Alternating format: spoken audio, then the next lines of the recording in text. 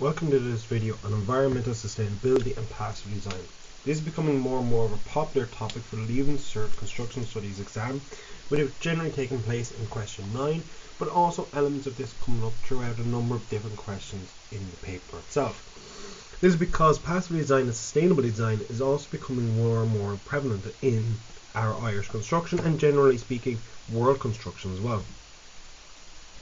Now, generally speaking, what we have to bear in mind when we talk about environmental sustainability is our greenhouse effect and the causes of this.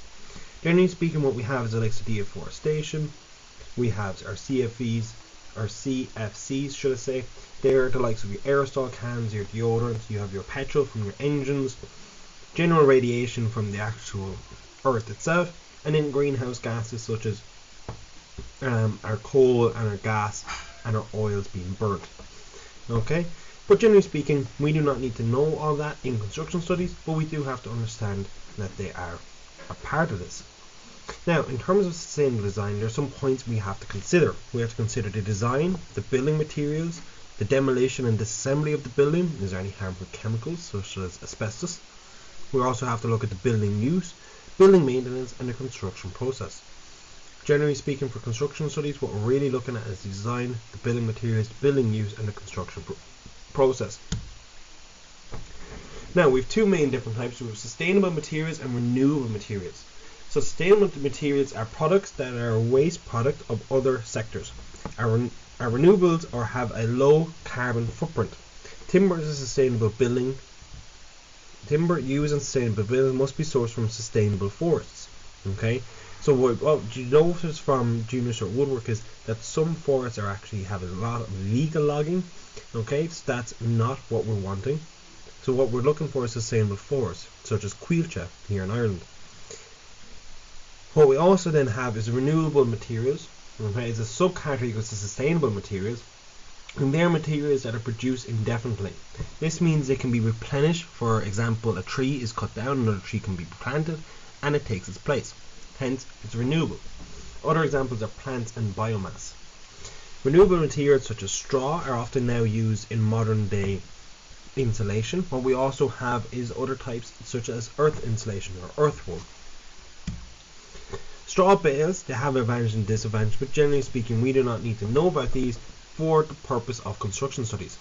We also have the likes of zinc roofing.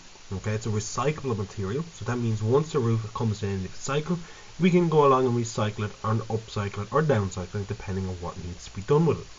Zinc roofs are also becoming more popular because they have a very good shelf life. Here are some of the advantages of zinc roof. Low toxicity, nearly 100% recyclable because it doesn't rust. Water runoff doesn't pick up chemicals that could taint the soil, ground, such and such, and low manufacturing costs. The major disadvantage of using zinc roof is that it is extremely expensive, twice the price of tiles or slates. However, when we're also talking about being sustainable and renewable and passive design, we also must consider the likes of renewable energy sources. These include the likes, but not limited to, the sun, heat below the surface, so geothermal, wind, water, biomass. Biomass is burning the likes of wood, waste, energy from crops, and so on. But we also now have modern day technology. We also have wave energy is also being looked into, along with the likes of fusion reactors. Now, biomass is generally used. We have these as stoves that can be used in our housing. Generally speaking, nowadays we do not want a stove, let alone a open fire. But what we can have is a wood burning pellet. These take the shavings of wood or other crops and actually put them into this burner, which goes along and pumps out heat, and it also heats the likes of our space heating systems. Okay, these are a very effective and cost-effective and sustainable design method of heating as well. Now, what we have to look at is there's a big difference between traditional energy efficient, which is what most houses are, and then what we also have is classed as a passive house. So generally speaking, energy consumption, okay, most of our heating actually goes towards the likes of, or most of our energy goes towards heating. My apologies. That heating is the actual heating used to heat the building. This is whether in oil or gas or electricity, whatever it may be. This heating generally escapes out through the likes of your walls, your windows, your roofs, your doors. And that's why the heating cost is so high in a traditional house, because you have to have so much of a surplus of heating to keep the building warm. But you also there have domestic hot water. That's for the likes of your showers. Okay. But you also there is the likes of your electrical appliances.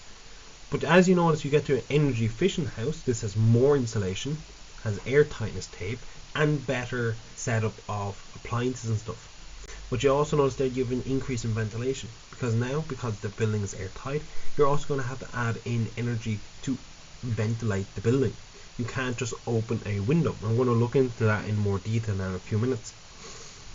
But 85 to 90% savings of total purchased energy.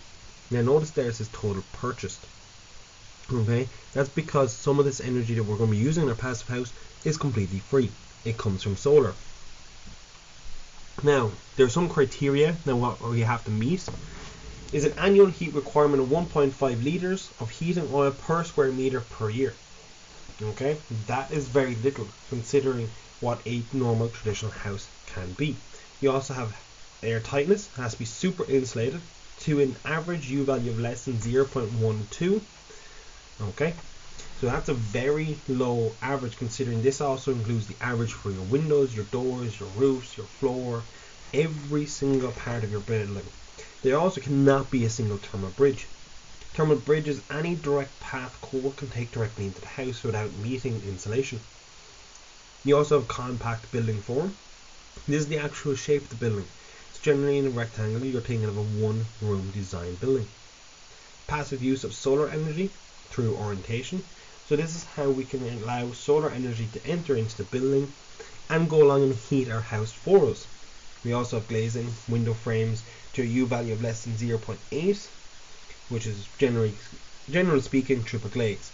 We do not have quadruple glazed because the actual payoff between triple glazed and quadruple glazed is very, very minimal.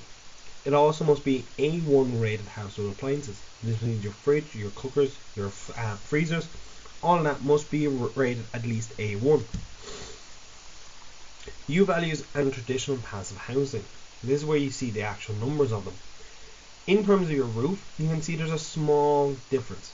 0.16, 0.15. In your walls, you have 0.21 and 1.75. So you notice there that your walls are a lot more insulated than the rest of a traditional house. Windows is 0.16, that's down to 0.8. It's been halved. Same thing with your doors, also been halved. Same thing with your floor, it's from 0.21 down to 0.15. This means they are all that bit more heavily insulated. Now, you may easily be asked about air tightness, and it's a good idea to understand where this is. Air tightness is any single break, junction, corner in a wall, a floor, or a ceiling, okay, to the outside of the building. What you can see there is you can see the air barrier line in blue going the whole way around. You can also see a small red dot. They are every single path of leaks. What you might not even realize is where your lampshade comes down from the ceiling. That could be an air path leak. Your windows, where your toilet drains outside, to the corners of the floors and walls meet.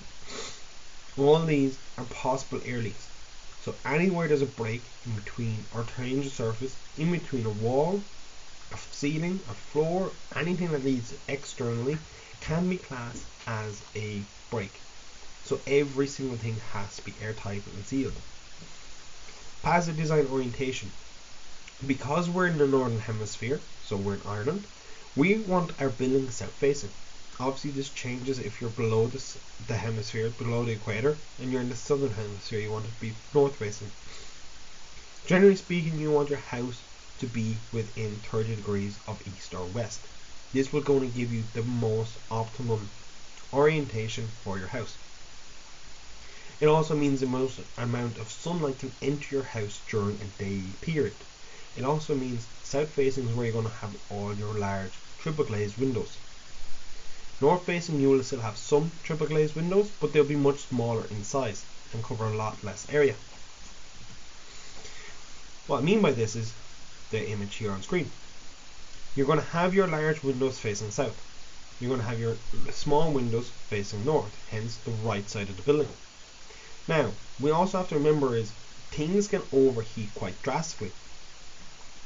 With our low sun coming in through our window, that's going to heat our floor. And this is what a new term is going to be included for you, is thermal mass. Thermal mass is the ability or material that's able to absorb heat, retain it, and then release it at a later stage.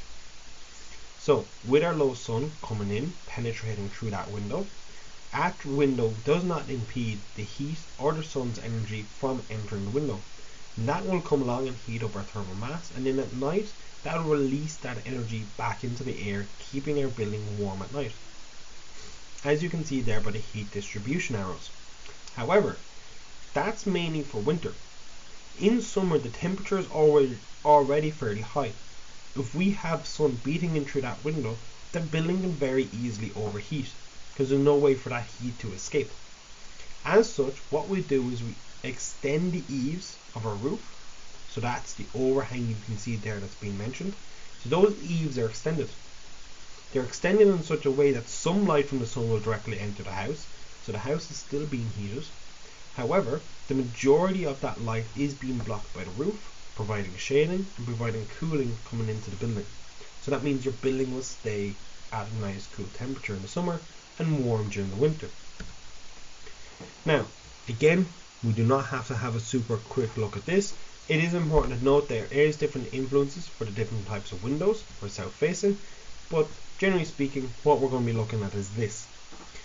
Renovation with more passive design. So some places will want to renovate, or they build brand new to passive design and passive design ideas. Number one, more glazing on south face to maximize solar heating.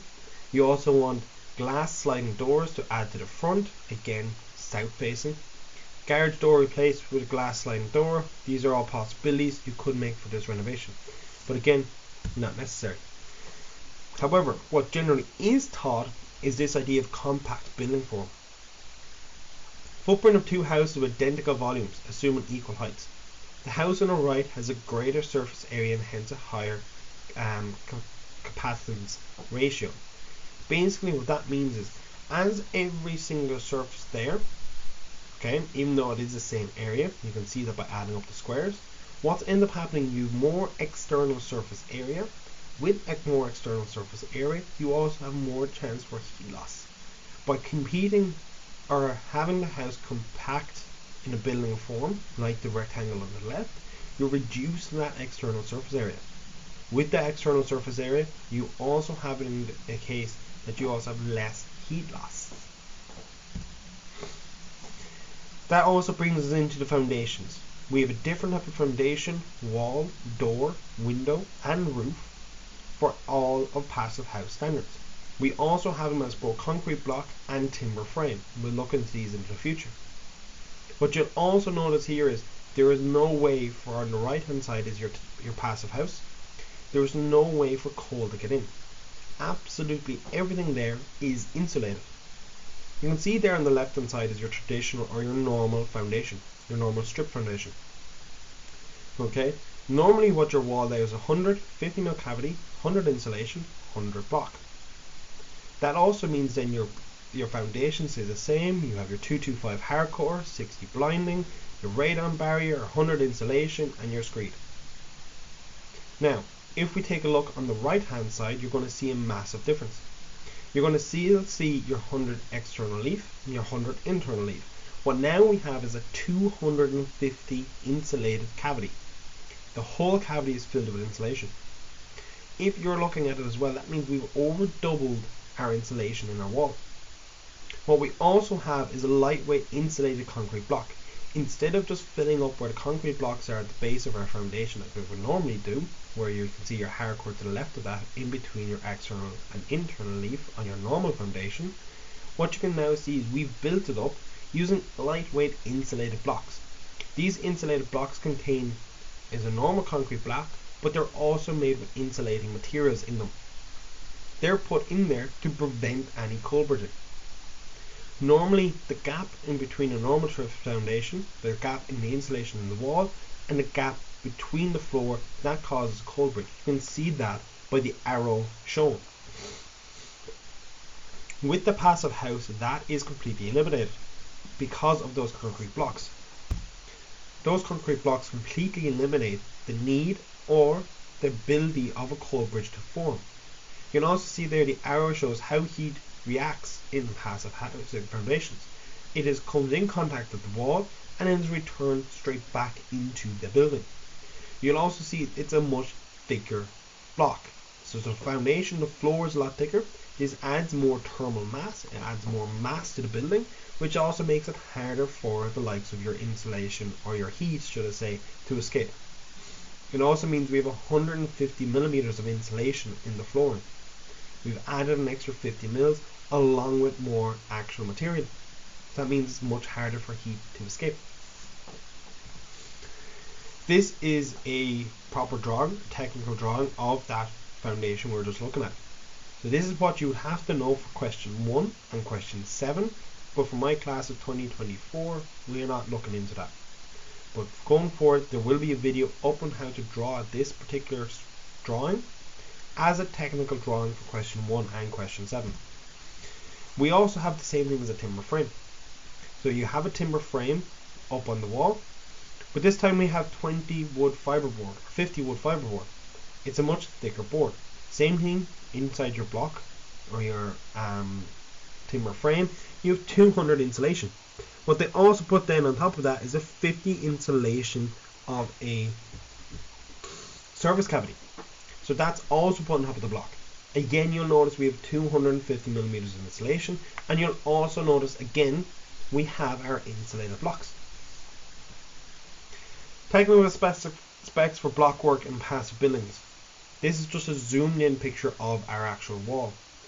Exactly the same as a traditional block. All we've actually done is added in 250 insulation instead of your normal traditional 100. We've also removed the cavity. However, your external render and your plaster are the exact same. Nothing else changes. Mainly the things that change with passive houses, we've added more insulation. In the case of a wall, 250. In case of a floor, 150. Same thing, things have changed a bit more with your timber frame. Okay, but you can pause the video here or look at the PowerPoint to see those changes.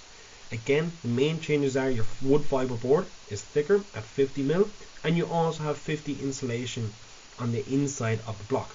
You also have a 200 cavity, wood cavity block for your block wall or your timber frame wall. Same thing with your doors, they have better seals, okay, they're stronger. They also have a much higher thermal component because they're filled with insulation. Same thing with your windows. You'll notice that now your windows are all completely insulated as well, along with a cavity closer that is also insulated. That happens the exact same thing with a wooden or timber frame. And you'll also notice the same thing is going to be happening with your roof.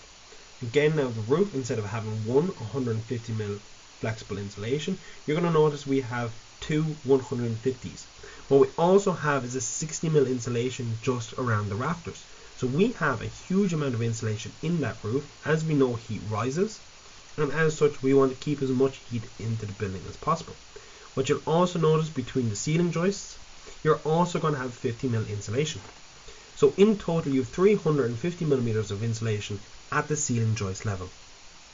You'll also notice there, different from a traditional roofing, you have a 50 insulated cavity closer. Again, you need the cavity closer there, but again, it's also going to be insulated. Same thing with that final top block is also an insulated thermal block. That's also again for the reason of preventing cold bridging. We want to ensure there's no cold bridging possible, and as such we need to put in a insulated block there. Very, very similar to our timber frame housing, we're also going to be having a huge amount of insulation. Again, 150, 150, and our 60 the whole way around. They could also have our 50 between the bottom joists as well. Now, we have a number of advantages. We generally have a constant comfortable level of about 18 to 21 degrees all year round, and has reduced environmental impacts. Okay, but there's some advantages or disadvantages to this. It requires a very high level of workmanship. You need precise details for airtightness, insulation, which is very time consuming. It takes a long time to do this. MHRV system is arguably unnecessary in the Irish climate, generally because we're fairly temperate. Because our climate generally sticks around the 18 degrees mark anyway, most people say MHRV system is unnecessary. However, it is still quite important. MHRV systems heat our fresh air from outside and warms them up as they're coming in. We're going to give a dedicated video to MHRV systems later. They also need heavy maintenance. There's also a lack of available experts at the time that this PowerPoint was made. However, in 2024, a lot of experts have come out, especially in terms of energy efficient and passive design housing. We also have the cost. The cost of these buildings is substantial. You are looking at more expertise in workmanship, and you're also looking at a vastly amount more in terms of actual materials. And that brings us into this video. There will be videos done on the technical drawings, okay, the ones that we looked at, MHRV, and how to possibly answer some of these Leaving Cert questions.